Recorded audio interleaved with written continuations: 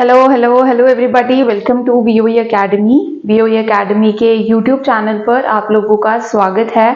I hope आपको हमारी academy की वीडियोस पसंद आ रही हो, आप उसे लाइक कर रहे हो और ये आपके लिए हेल्पफुल भी हो। तो जो लोग नए हैं मैं उन्हें बता दूं, हमारी एकेडमी आप लोगों को आपके 10th क्लास के प्रोबेबली किसी भी बोर्ड के जितने भी लेक्चर्स हैं, है ना, आपके मेन जो सब्जेक्ट्स हैं वो प्रोवाइड कर रही है। तो आपको हमारी एकेडमी की यूट्यूब चैनल के ऊपर अगर आप जाओगे तो आपको अपने डिफरेंट सब्जेक्ट्स 10th क्लास के डिफरेंट सब्जेक्ट्स के रिलेटेड आपको वीडियो कंटेंट यहाँ पर मिल जाएगा। यहाँ पे वीडियो कंटेंट को फॉलो करने के बाद आप अच्छे से अपनी तैयारी कंप्लीट कर सकते हो। तो मैं नैनी आप लोगों की साइंस ट्यूटर आप लोगों को आपको फिजिक्स का पोर्शन कंप्लीट करा रही हूँ। मतलब मैं आपको अपनी अब तक की वीडियोस के अंदर जो आपका साइंस के अंदर जो फिजिक्स का पोर्शन है जितना भी है उसे मैं कंप्लीट करा रही हूँ। और हम अपनी जर्नी में काफी लॉन्ग वे आ चुके हैं। हम ऑलमोस्ट हमारा अब एक ही चैप्टर पेंडिंग रह गया है। तो हमने अपना की जर्नी के अंदर हमने इलेक्ट्रिसिटी का चैप्टर कंप्लीट किया है, हमने लाइट रिफ्लेक्शन रिफ्रैक्शन का चैप्टर कंप्लीट कर लिया है और हम लाइट चैप्टर से एक एक्सटेंशन है उसका एक चैप्टर है जो आपको बुक्स में मिलेगा with the name human I and the colourful world. अभी हम उस जो चैप्टर है उसकी तरफ आगे बढ़ रहे हैं। तो अभी मैं उसी टारगेट से चल रही हूँ कि अब हम वो वाला चैप्टर भी जो है अपना जल्द से जल्द अच्छे से और बिना कोई ज्यादा टाइम वेस्ट करे उसे कंप्लीट कर ले। तो human I and colourful world वाले चैप्टर के अंदर भी हम काफी हद तक जो चीजें हैं वो कर चुके हैं। तो जिन लोगों ने पिछली वीडियो नहीं फॉलो की थी या अभी आपने नया चैप्टर स्टार्ट किया है तो मैं बता दूं कि हमने अपनी पिछली वीडियो के अंदर जो रिफ्रैक्शन बाय ग्लास प्रिज्म का जो टॉपिक है उसे कंप्लीट कर लिया था। ठीक है, हमने रिफ्रैक्शन बाय ग्लास प्रिज्म का टॉपिक कंप्लीट किया था। अभी मेन टॉपिक्स क्या है, इस अगर आप इस चैप्टर को एक स्टेज वाइज करो तो आपके लिए सबसे बेस्ट रहेगा, क्योंकि इस चैप्टर के अंदर हमने सबसे पहले तो ये सीखा कि ह्यूमन आई क्या होती है। ठीक है, हमने क्या सीखा कि ह्यूमन आई क्या होती है। तो ह्यूमन आई हमारे लिए एक हमारी गॉड की एक गिफ्ट ही है, बिकॉज ह्यूमन आई की हेल्प से हम क्या देख सकते हैं, अपने आसपास का एनवायरनमेंट देख सकते हैं। तो फॉर द फर्स्ट टॉपिक हमें क्या था, हमने ह्यूमन आई की इंट्रोडक्शन देखी, जिसके अंदर हमने ह्यूमन आई के अंदर प्रेजेंट बहुत सारे उसके वेरियस पार्ट्स, है ना, उसमें किस तरीके का लेंस होता है, कैसी मसल्स होती हैं, कैसा एयर गैप होता है, कौन कौन से लिक्विड्स प्रेजेंट है उसके अंदर इमेज कैसे बनती है। तो जो हमारी पहली वीडियो थी इस चैप्टर में उसमें हमने बेसिकली इस तरीके के जो सारे टॉपिक हैं वो कवर कराए थे। ठीक है, फिर उसके बाद हमने जो अपनी नेक्स्ट वीडियो थी उसके अंदर हमने ये देखा कि ह्यूमन आई के अंदर एक पावर ऑफ अकोमोडेशन नाम की चीज होती है। क्या होती है? Power of accommodation. अब पावर ऑफ अकोमोडेशन को ऑल्दो हम हर डेली लाइफ में यूज करते हैं बट शायद आप लोगों को इसका टर्म ना पता हो। पावर ऑफ अकोमोडेशन का मतलब होता है कि आसपास के एनवायरनमेंट के थ्रू एडजस्ट करना। जैसे मानो अगर आप कोई नजदीक की चीज देखना चाहते हो, ठीक है, आप जनरली आप देखो, अगर आप अपना नॉर्मल मोबाइल का कैमरा देखो आप उसमें एक ही चीज पे फोकस कर पाते हो। ठीक है, या तो नजदीक की चीज पे या दूर की चीज पे फोकस कर पाते हो, है ना। अगर आप दूर की चीज पे फोकस करते हो तो आपकी जो पास वाली चीजें वो ब्लर हो जाती हैं, अगर पास वाली चीज पे फोकस का बटन दबाते हो तो दूर वाली चीजें ब्लर हो जाती हैं।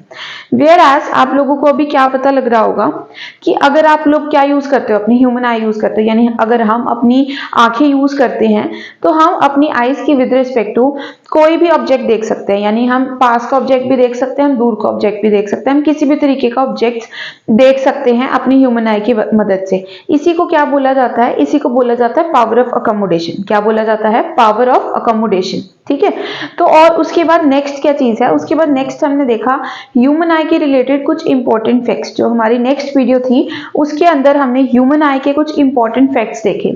इंपॉर्टेंट फैक्ट से मेरा क्या मतलब है, हमने ये देखा कि ह्यूमन आई में ऐसी क्या स्पेशल चीजें हो सकती हैं, जिसके अंदर हमने कुछ ऐसे फैक्ट्स देखे कि human I power of accommodation कितने स्केल तक शो कर सकती है। मतलब कौन सी ऐसी नजदीकी चीज है, नजदीक से नजदीक हम कौन सी चीज देख सकते हैं और दूर से दूर हम कितनी चीज देख सकते हैं। यानी हमने जो हमारी ह्यूमन आई है उसका नियर पॉइंट और फार पॉइंट स्टडी किया। तो ह्यूमन आई का नियर पॉइंट होता है 25 सेंटीमीटर और फार पॉइंट होता है इन्फिनिटी। उसके बाद हमने ह्यूमन आई के अंदर डिफेक्ट्स देखे कि इसके अंदर डिफेक्ट्स कौन कौन से हो सकते हैं। तो उसके अंदर भी बेसिकली हमने 4 तरीके के डिफेक्ट देखे, मायोपिया, हाइपरमेट्रोपिया, प्रेसबायोपिया और कैटरेक्ट। तो हमने इस तरीके के जो विजन डिफेक्ट्स हैं उनके बारे में प्रॉपर्ली स्टडी भी किया कि इन डिफेक्ट्स में असल में होता क्या है, और इसके साथ साथ हमने उनकी करेक्शन के बारे में भी देखा कि उन्हें ठीक किस तरीके से किया जा सकता है। जैसे आप लोग देख रहे हो मुझे भी स्पेक्टिकल्स हैं, तो इसका मतलब मुझे भी एक विजन करेक्शन की प्रॉब्लम थी, तो उसे करेक्शन कैसे किया किया गया है एक पर्टिकुलर लेंस यूज करके। अब कौन सी डिसीज में कौन सा लेंस यूज किया जाना चाहिए वो आप सब मुझे बताओगे कमेंट सेक्शन के अंदर, ताकि आप लोग क्या है इससे अच्छे से रिवीजन भी कर पाओ और आप लोगों के कंसेप्ट रिवाइज भी होते रहे। तो मुझे यहाँ पर वीडियो के नीचे सबके कमेंट्स चाहिए, मुझे चाहिए कि आप सब मुझे बताओ कि जो हमारे डिफरेंट तरीके के जो हमारे आई डिसीजेस या डिफेक्ट्स इन विजन होते हैं उसके अंदर कौन सी डिसीज में किस तरीके का लेंस यूज किया जाना चाहिए, ठीक है। और मुझे दूर का चश्मा है तो सभी आप लोग मुझे ये भी कमेंट करके बताओ कि मेरे कौन से लेंस लगे होंगे, ठीक है। तो अब उसके बाद जो हमने नेक्स्ट टॉपिक स्टडी किया था उसके अंदर जो हमारा नेक्स्ट टॉपिक था वो था कि एटमॉस्फेयर के अंदर जो प्रिज्म के अंदर रिफ्रैक्शन किस तरीके से होती है, ठीक है। तो हमारा नेक्स्ट टॉपिक था रिफ्रैक्शन इन द प्रिज्म। तो अब तक 4 वीडियोस चली हैं, तो वो 4 वीडियोस का हमने एक सम अप देख लिया है, ठीक है। अब हमारी आज की वीडियो जो आपने थंबनेल के टॉपिक पे भी देखा होगा वो क्या था, डिस्पर्जन ऑफ व्हाइट लाइट था, dispersion of white light through a glass prism. तो इस टॉपिक के अंदर अजय जो ग्लास प्रिज्म का रिफ्रैक्शन का टॉपिक है वो काफी ज्यादा यूज में आने वाला है और आपको उसी टॉपिक की मदद से समझ में आएगा कि व्हाइट लाइट किस तरीके से डिस्पर्स होती है। तो डिस्पर्जन थ्रू ग्लास प्रिज्म किस तरीके का टॉपिक होता है। डिस्पर्जन थ्रू ग्लास प्रिज्म में क्या होता है बच्चे, सॉरी मैं अभी आपको रिफ्रैक्शन जो है थोड़ा सा वो रिवाइज करा रही हूँ ताकि आप लोगों को एक मतलब वो मिल जाए, रिवीजन हो जाए कि हमने इस टॉपिक में क्या पढ़ा था, ताकि आप डिस्पर्जन अच्छे तरीके से स्टडी कर पाओ। तो रिफ्रैक्शन थ्रू ग्लास प्रिज्म में हमने क्या देखा था, हमने देखा था कि अगर हम एक ग्लास प्रिज्म कह रहे थे, एक ये जनरली एक शीशे की चीज है, ठीक है, जिसको एक पर्टिकुलर शेप के अंदर कट किया गया है, ठीक है। इसमें कुछ फेसेस रेक्टेंगुलर होते हैं और फ्रंट और बैक साइड का जो फेस होता है वो क्या होता है, ट्रायंगुलर होता है। तो ग्लास प्रिज्म को हमने इस तरीके से बोर्ड पर प्लेस किया या मानो किसी भी सरफेस के ऊपर हमने क्या है प्लेस कर दिया है और उसके अंदर हम क्या कर रहे हैं रजे, उसके ऊपर हम कोई लाइट इंसिडेंट करवा रहे हैं। क्या करवा रहे हैं, उसके ऊपर हम कोई लाइट इंसिडेंट करवा रहे हैं। तो इस टॉपिक के अंदर हमने क्या पढ़ा था कि अब ये ग्लास प्रिज्म में लाइट किस तरीके से आ रही है रजे, बाहर तो मीडियम कौन सा है, एयर, और अंदर कौन सा मीडियम है, ग्लास। तो इस तरीके से लाइट कहां से कहां आ रही है, लाइट आ रही है एयर से ग्लास के अंदर। तो लाइट क्या कर रही है, अपना मीडियम चेंज कर रही है। तो ये चीज हमने रिफ्रैक्शन में देखी, जब लाइट क्या करती है, अपना मीडियम चेंज करती है तो उसका पाथ असल में क्या हो जाता है, चेंज हो जाता है। तब जैसे लाइट अब एयर से ग्लास में जा रही है, इसका मतलब वो एयर से डेंस मीडियम के अंदर जा रही है, तो उसकी बेंडिंग हो जाएगी टुवर्ड्स द नॉर्मल। अब अगर नॉर्मल इस पॉइंट पर अगर ये नॉर्मल है तो ये टुवर्ड्स द नॉर्मल इस तरीके से बेंड हो जाएगी और ऐसे चली जाएगी, ठीक है। ये होगी रजे bending of the light. Light कहां से कहां गई, एयर से ग्लास में, यानी रेयर मीडियम से कहां गई, वो डेंस मीडियम के अंदर, और उसके अंदर बेंडिंग किस तरीके से हुई, बेंडिंग हुई टुवर्ड्स द नॉर्मल। अब जब लाइट यहां पर आकर प्रिज्म के दूसरे फेस के ऊपर टकराएगी तो इस फेस पर अजय क्या हो रहा है, इस फेस के ऊपर लाइट फिर अपना मीडियम क्या कर रही है, चेंज कर रही है। इस पॉइंट पर आकर लाइट का मीडियम फिर दोबारा चेंज हो रहा है, यानी अब लाइट कहां से कहां जाएगी, अब लाइट जाएगी डेंस मीडियम से रेयर मीडियम के अंदर। कहां जाएगी, अब देखो ग्लास से एयर में जाएगी अब लाइट वापस दोबारा, तो ग्लास का मीडियम उल्टे तरीके से, लाइट का मीडियम उल्टे तरीके से चेंज होगा। अब वो जाएगी डेंस मीडियम से रेयर मीडियम के अंदर। अब इस पॉइंट पर आप क्या बना सकते हो, नॉर्मल बना सकते हो इस तरीके से, ये एक नॉर्मल बन गई है। अब हमें बेंडिंग दिखानी है अवे फ्रॉम द नॉर्मल, तो वो बेंडिंग किस तरीके से हो जाएगी, वो कुछ इस तरीके से हमारी लाइट क्या है, बेंड हो जाएगी। अब इस रे को क्या बोला जाता है, इस रे को तो बोला जाता है रजे इंसिडेंट, और जो हमें फाइनल रे मिली उसे बोला जाता है इमर्जेंट। इस रे को क्या बोला जाता है रजे, इमर्जेंट रे बोला जाता है, ठीक है। अब आप क्या देख रहे हो, ग्लास प्रिज्म ने हमारे जो लाइट है उसकी पाथ को काफी सिग्निफिकेंटली चेंज कर दिया है। हम लोग यहाँ पर क्या देख पा रहे हैं कि हमारे ग्लास प्रिज्म ने हमारे लाइट की पाथ को सिग्निफिकेंटली क्या कर दिया है, चेंज कर दिया है। सिग्निफिकेंटली चेंज करने से मेरा मतलब है कि काफी ज्यादा चेंजेस आ गए हैं। जैसे अगर ये इंसिडेंट लाइट बिना किसी डाइवर्जन के जाती तो ये इस तरीके से पास कर जाती, बट प्रिज्म बीच में होने के कारण इतना लाइट में क्या आ गया है, शिफ्ट आ गया है उसकी पोजीशनिंग के अंदर, ठीक है। तो अब इसी टॉपिक से रिलेटेड होता है रजे dispersion of white light by glass prism. यही सेम चीज आप क्या कहां पर देखोगे, dispersion of white light by glass prism के अंदर देखोगे। अब रजे व्हाइट लाइट किसे बोलते हैं, अब व्हाइट लाइट जनरली किसे बोला जाता है, एक ऐसी लाइट जो काफी सारी लाइट्स का क्या होती है, कंपोनेंट होती है, ठीक है। अब जैसे व्हाइट लाइट एक पर्टिकुलर तरीके की लाइट को टर्म दिया गया है, वैसे ही एक्सपेरिमेंट जो मैं आपको जो टॉपिक बताने वाली हूँ वो क्या है, डिस्पर्जन ऑफ व्हाइट लाइट है। मैं हम टॉपिक का नाम लिख लेते हैं ताकि आप लोगों को क्लियर रहे। डिस्पर्जन ऑफ व्हाइट लाइट है हमारा टॉपिक। तो इसके अंदर क्या होगा रजे, इसके अंदर अब सबसे पहले तुम्हें ये पता लगना चाहिए कि व्हाइट लाइट क्या होती है। अब जब ये डिस्पर्जन का कंसेप्ट स्टडी किया गया था ना, ये कंसेप्ट स्टडी किया गया था सबसे पहले सन रेज के ऊपर। किसके ऊपर स्टडी किया था? सन रेज के ऊपर। तो अब जो सन रेज जब ग्लास प्रिज्म से पास करती हैं तो असल में वो हमें एक पैटर्न देती हैं। जब एक sun rays, normal sun rays, सूरज से आने वाली रोशनी जब एक ग्लास प्रिज्म के अंदर से पास करती है तो उससे पास करने के बाद वो हमें एक पैटर्न देती है, ठीक है। तो व्हाइट लाइट किसे बोला जाता है? व्हाइट लाइट, किसी भी लाइट को व्हाइट लाइट बोला जा सकता है जो ग्लास प्रिज्म के अंदर पास होने के बाद कोई हमें पैटर्न प्रोवाइड की, ऐसा पैटर्न जो हमें सन रेज देती थी, अगर वैसा पैटर्न अगर कोई लाइट दे दे तो उसे क्या बोला जाएगा? व्हाइट लाइट बोला जाएगा, ठीक है। ये एक मतलब आपको एक नोट करके आप लिख सकते हो कि व्हाइट लाइट असल में किसे बोलते हैं, ठीक है। व्हाइट लाइट ये नहीं होगा कि नॉर्मल व्हाइट सफेद रोशनी, नहीं। व्हाइट लाइट एक पर्टिकुलर तरीके की लाइट को टर्म दिया गया है, जिसका मतलब क्या होगा कि वो उस लाइट को व्हाइट लाइट बोला जाएगा जो ग्लास प्रिज्म के ऊपर अंदर से पास करने के बाद उसी तरीके का पैटर्न दे जो सनरेज दे सकती हैं। उस लाइट को क्या बोला जाना चाहिए? व्हाइट लाइट बोला जाना चाहिए। अब असल में ये डिस्पर्जन होता क्या है उसे हम स्टडी करते हैं। तो डिस्पर्जन में क्या होता है रजे? डिस्पर्जन में हम एक ग्लास प्रिज्म लेते हैं और उस ग्लास प्रिज्म के ऊपर क्या फॉल कराया जाता है? उस ग्लास प्रिज्म के ऊपर सन रेज फॉल करवाई जाती हैं। क्या फॉल करवाई जाती हैं? सन रेज, ठीक है। और हमें क्या देखने को मिला? ये सबसे पहले ये एक्सपेरिमेंट इसाक न्यूटन ने किया था। तो इसके बाद क्या हुआ? सन रेज जब भी किसके ऊपर फॉल करी? प्रिज्म के ऊपर फॉल करी, तो प्रिज्म से पास करने के बाद यहां से हमें कुछ रेज वापस आई, कुछ मतलब एक पैटर्न निकल के बाहर आया। तो वो पैटर्न किस तरीके से था? वो पैटर्न कुछ इस तरीके का था।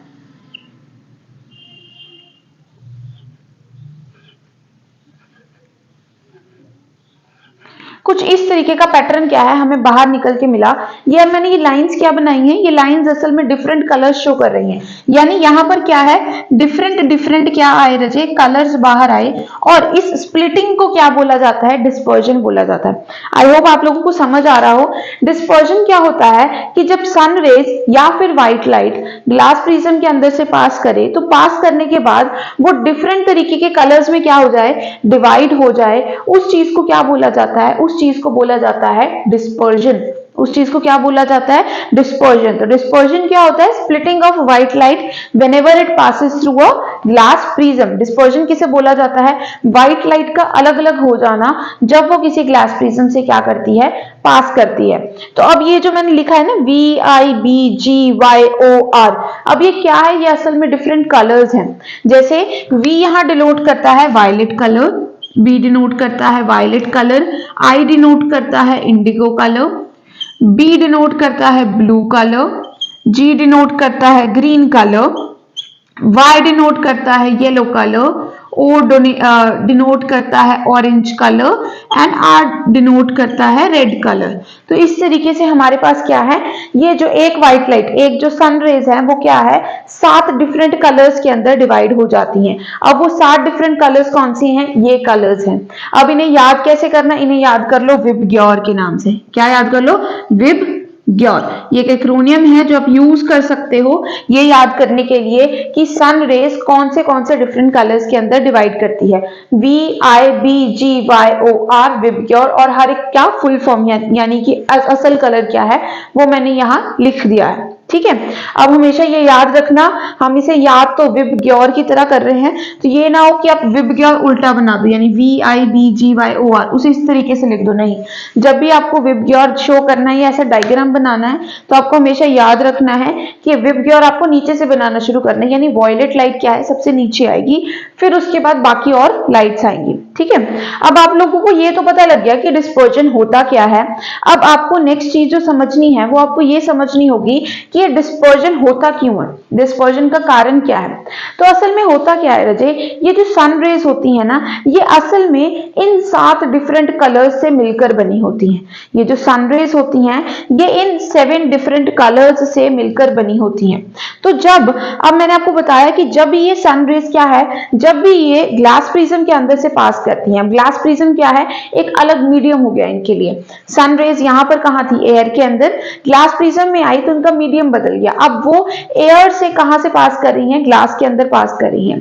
जब इस तरीके से जो हमारी सन रेज है, जब उनका मीडियम बदल जाता है तो असल में क्या होता है, जो ये सन रेज जो अपने डिफरेंट कंपोनेंट से मिलकर बनी होती हैं, ये सारे कंपोनेंट्स क्या है, अपनी अलग अलग स्पीड से मूव करना शुरू कर देते हैं। जैसे मानो बाहर तो ये कैसे मूव करते हैं, एक साथ, जैसे ये दो मेरे हाथ है एक साथ मूव कर रहे हैं, ये क्या है, सन रेज का मोशन है नॉर्मल एयर के अंदर। अब जैसे ये ग्लास प्रिज्म के अंदर ये रेज जाएंगी तो हर एक कलर अपनी अलग अलग स्पीड से क्या करना शुरू कर देगा, मूव करना स्टार्ट कर देगा। कोई कलर ज्यादा तेज, कोई कलर थोड़ा स्लो, इस तरीके से। अब जब देखो, अब जैसे मान लो कोई रेस होती है तो रेस के स्टार्टिंग लाइन पे क्या होते हैं, सभी सेम जगह पे खड़े होते हैं, पर जैसे ही रेस स्टार्ट हो जाती है सभी क्या कर जाते हैं, अपनी अपनी स्पीड से मूव करना स्टार्ट कर देते हैं। तो वही चीज यहाँ पर है, यहाँ मानो कि एयर के अंदर क्या है, स्टार्टिंग लाइन पे तो कोच ने सबको सेम पोजीशन पे खड़ा किया है, पर जैसे उसने क्लैप दबाया रेस स्टार्ट हुई, यानी लाइट कहां एंटर की, प्रिज्म के अंदर एंटर की। अब जो हर एक पार्टिसिपेंट है वो अपनी अपनी एबिलिटी के अकॉर्डिंग अपनी स्पीड से मूव करेगा। तो उसी तरीके से सन रेज अगर 7 डिफरेंट कंपोनेंट से मिलकर बनी है तो जब वो प्रिज्म के अंदर पास करेगी तो ये सारे कंपोनेंट्स अपनी अपनी स्पीड पर अपनी क्षमता के अकॉर्डिंग मूव करना स्टार्ट कर देंगे। अब जब वो अपनी अपनी स्पीड पर मूव करेंगे तो क्या होगा, उनकी स्प्लिटिंग हो जाएगी, अलग अलग हो जाएंगे नेचुरली। अब तो फाइनल पॉइंट पे, जो फाइनल हमारी वो लाइन होती है, क्या सारे रेस के पार्टिसिपेंट एक साथ पहुंचते हैं, नहीं ना, कोई फर्स्ट आता है, कोई सेकंड आता है, कोई थर्ड आता है, कोई फोर्थ आता है। तो इस तरीके से क्या है, अब हर एक कंपोनेंट क्या है, अगर वो अपनी स्पीड से मूव करेगा तो बाहर भी अलग अलग निकलेगा, बाहर अलग अलग निकलेगा तो इनकी क्या हो जाएगी, स्प्लिटिंग हो जाएगी, ये छंट जाएंगे। और जो सबसे ज्यादा स्प्लिटिंग किसमें होती है, सबसे ज्यादा स्प्लिटिंग होती है वॉयलेट कलर के अंदर। सबसे ज्यादा स्प्लिटिंग किसके अंदर हो रही है, वॉयलेट कलर के अंदर, क्योंकि देखो अब नॉर्मल अगर सनरेज अगर ग्लास प्रिज्म ना होता तो इस तरीके से चली जाती, देख पा रहे हो, अगर सनरेज अगर प्रिज्म बीच में ना हो तो सनरेज ऐसे चली जाए, है ना। अब प्रिज्म अगर बीच में आ गया तो अब इनमें से ये सारे कलर्स में से सबसे ज्यादा अपना जो पाथ है किसने चेंज कर लिया, वॉयलेट ने चेंज किया। रजे कहीं वो यहां जाता, कहीं वो इतने एंगल से घूम गया। उससे कम किसने किया, इंडिगो ने। उससे कम किसने किया, ब्लू ने, फिर ग्रीन ने, फिर येलो ने, फिर ऑरेंज ने और फिर रेड में। यानी यहां पर ये क्वेश्चन भी बन सकता है, मैक्सिमम डेविएशन कहां आती है, मैक्सिमम डेविएशन कौन से कलर में आती है, वो आती है वॉयलेट के अंदर, और मिनिमम आती है रेड के अंदर। सबसे कम कौन डेविएट होता है, रेड कलर, और सबसे ज्यादा कौन डेविएट होता है, सबसे ज्यादा डेविएट होता है वॉयलेट कलर। अब इसे बोला जाता है dispersion of white light. I hope आप लोगों को डिस्पर्जन पता लग गया हो कि डिस्पर्जन होती क्या है, और फर्दर डिस्पर्जन क्यों होती है। ठीक है, ये मेन फिजिक्स के अंदर कोई चीज होती क्या होती है और क्यों होती है, ये सबसे मेन क्वेश्चन है। What is this, why is this, ये दो मेन क्वेश्चन है जो आपको आंसर पता होने चाहिए, तभी आप फिजिक्स को समझ पाओगे। तो अभी आपको ये पता लगे कि डिस्पर्जन होती क्यों है। और अब देखो, अब जो ये पैटर्न बनता है ना, जो ये पैटर्न इस साइड पर बन गया, इस पैटर्न का एक स्पेशल नाम है, इस पैटर्न को बोला जाता है रजे स्पेक्ट्रम। इस पैटर्न को क्या बोला जाता है, इसे बोला जाता है स्पेक्ट्रम। तो इस तरीके से जब सन रेज किसी प्रिज्म के अंदर से पास करेंगे एक पैटर्न बनेगा, उस पैटर्न को बोलते हैं स्पेक्ट्रम, और स्पेक्ट्रम बनने को क्या बोलते हैं, उस प्रोसेस को बोलते हैं डिस्पर्जन।